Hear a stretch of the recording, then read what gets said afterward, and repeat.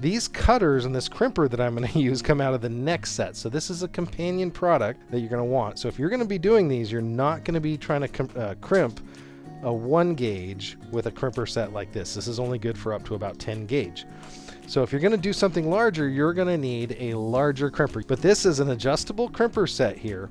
Now it's going to go all the way from 6 millimeters to 50 millimeters. And that is going to be the metric measurement here. This set right here has an incredible amount of different ends.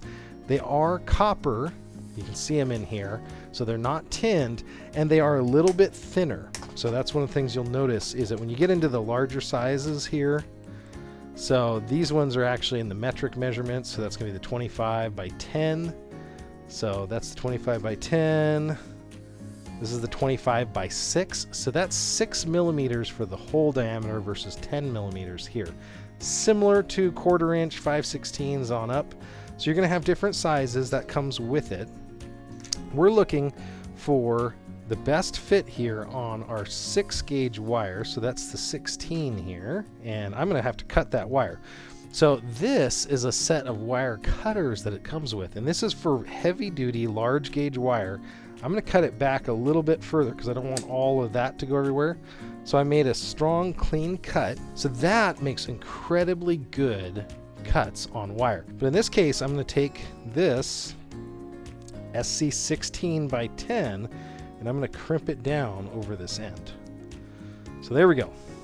So now I can take this, these are the crimpers that we have here, and you can bump this over to the 16 rating here, and that's the hole size for 16. Now this is a little bit awkward when it comes to crimping with these because it takes several different hands. This is one of those tools that takes like 6 hands to run. What I like to do is I like to get it started down, and then once I have that, then I can crimp the wire the rest of the way.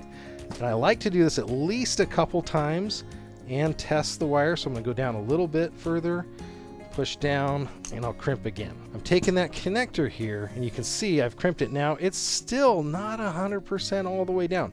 So what I'm going to do is I'm actually going to go lower. I can do this. Now this is going to leave a line on there of copper. Now you can flatten that down. You can use another set to do that, but that has made a very strong mechanical bond.